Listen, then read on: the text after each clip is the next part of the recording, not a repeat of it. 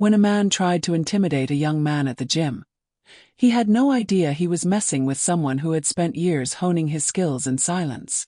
What happened next left the entire room speechless. The City Fit gym in downtown Seattle was buzzing with its usual post-work crowd. The air was thick with the sounds of clanking weights, sneakers squeaking on the polished floor, and the rhythmic beat of pop music playing faintly in the background. Among the crowd was Ethan, a 27-year-old man with a wiry frame, pale skin, and an air of quiet determination. Ethan wasn't the kind of person who stood out in a gym full of people. He kept to himself, his movements purposeful as he worked through a routine of pull-ups, deadlifts, and squats. Dressed in a loose-fitting gray hoodie and black shorts, Ethan looked like any other gym-goer, blending into the chaos. He had just moved to the squat rack, adjusting the bar and plates with meticulous precision. His routine was his sanctuary, a methodical process that helped him channel years of discipline. As Ethan reached for the bar, a man approached, his presence like an unwelcome shadow. The man was in his late 40s, tall and broad, his muscles bulging beneath a tight tank top. He exuded the kind of arrogance that comes from years of being the biggest guy in the room. His smirk was condescending as he stood next to Ethan, arms crossed. "You're using that wrong," the man said, his tone dripping with patronizing confidence. Ethan paused, looking up from the bar. He slid one earbud out and met the man's gaze with a calm expression. "Sorry, what?" he asked, his voice polite but firm. "The weights," the man continued, gesturing at the bar. "You're setting them up wrong. You're going to hurt yourself if you keep doing it like that. Let me show you the right way." Ethan blinked, then smiled faintly. "Thanks, but I've got it," he replied, turning back to his setup. He wasn't interested in engaging further. But the man didn't move. Instead, he took a step closer, planting himself firmly by the rack as if staking a claim. "I've been coming here for years," he said, his voice louder now, drawing the attention of a few nearby gym-goers. "Trust me, I know what I'm talking about." Ethan took a deep breath, his grip on the bar tightening. "Appreciate the concern," he said without looking at the man, "but I'm good." He slid his earbud back in, hoping that would be the end of it. The man's smirk faded, replaced by a scowl. He muttered something under his breath, words that Ethan couldn't make out but could sense in the tension that lingered nearby. A few people exchanged glances but said nothing. The unspoken rule of the gym was to mind your own business, even when the atmosphere felt charged. Ethan continued his workout, ignoring the man's presence as best as he could. But it was hard to ignore someone who insisted on hovering nearby. Every time Ethan moved to a new station, the man seemed to find a reason to follow, muttering critiques and watching him with a mix of irritation and disbelief. Ethan kept his focus on his routine, refusing to engage. When Ethan moved to the bench press, the tension reached a boiling point. As he adjusted the plates, the man's voice cut through the hum of the gym. "You young guys think you know everything, huh?" Ethan froze, the barbell resting in his hands. Slowly, he turned to face the man. His expression was calm, but his eyes carried a steely edge. "What's that supposed to mean?" he asked, his tone even. The gym seemed to grow quieter. Conversations slowed, and a few heads turned toward the commotion. The man shrugged, clearly emboldened by the attention. "I'm just saying maybe you should stick to what you're good at," he said with a sneer. Ethan didn't take the bait.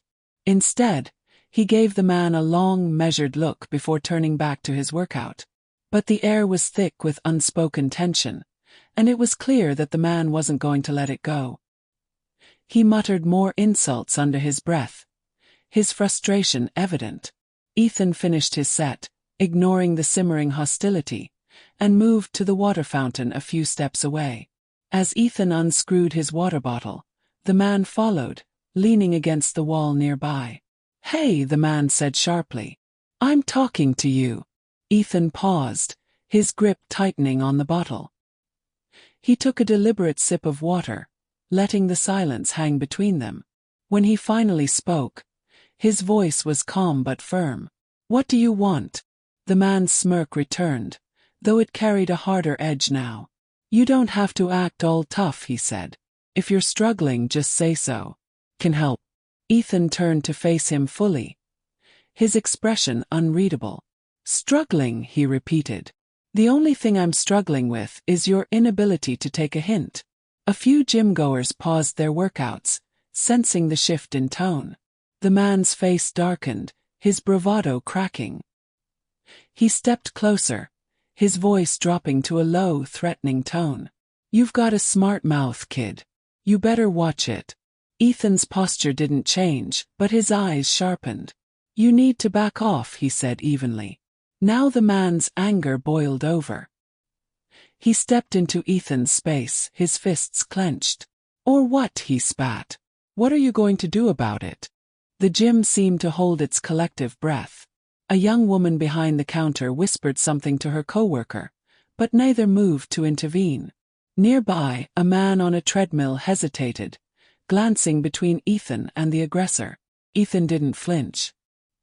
He remained perfectly still, his expression calm but focused. Last chance, he said quietly. Walk away. The man sneered and reached out, grabbing Ethan's arm roughly. Gasps rippled through the gym. For a moment, Ethan didn't move, his body eerily still. Then, in a blur of motion, he twisted free, his grip snapping onto the man's wrist with precision.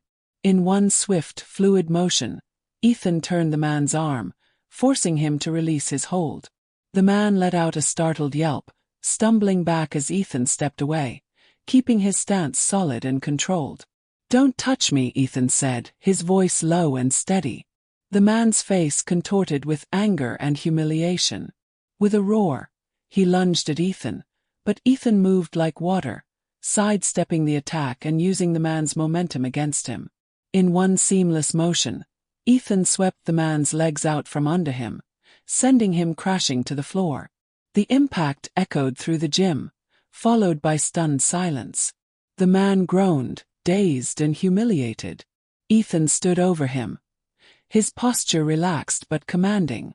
You done? He asked, his tone calm. The man glared up at him, his bravado replaced with fear. He scrambled to his feet, clutching his wrist. You're crazy, he spat. You think you can just... Enough, Ethan cut him off. You've embarrassed yourself enough. Leave. A gym employee finally stepped forward, her voice shaky. Sir, you need to go, she said. The man hesitated, his eyes darting around the room. The stares from the other gym-goers were heavy with judgment. His shoulders slumped, and he grabbed his bag, muttering angrily as he stormed out. As the door swung shut behind him, the gym exhaled collectively. A few people clapped, the sound hesitant at first, then growing. Ethan raised a hand, signaling for silence. It's over, he said simply. The crowd began to disperse, though whispers and glances lingered. A young man approached Ethan cautiously. That was incredible, he said. Are you like some kind of fighter? Ethan shook his head with a faint smile. Just someone who knows how to handle himself, he replied. Later in the locker room, Ethan packed his bag in silence. As he zipped it up, the young woman from the counter appeared at the door. Hey, she said hesitantly. I just wanted to say thanks. That was intense. Ethan nodded. No problem. You did fine. Not everyone knows how to handle situations like that. She hesitated. How did you stay so calm? He was so aggressive. Ethan leaned against the bench, folding his arms. It's not about staying calm. It's about knowing you can handle yourself. Fear loses its grip when you're prepared. She tilted her head. Are you trained? A little, Ethan said with a small shrug. I spent some time in martial arts. It's less about fighting and more about discipline. The woman nodded thoughtfully. Thanks again, she said. You reminded me that standing up for yourself matters. As Ethan walked out into the cool evening air, he felt a sense of quiet resolve. He hadn't planned for any of this, but maybe it was meant to happen. Maybe someone in that gym needed to see what it looked like to stand firm. Strength wasn't about size or bravado. It was about composure, resilience, and refusing to let intimidation win. And that lesson, he hoped, would stick with them long after the moment had passed.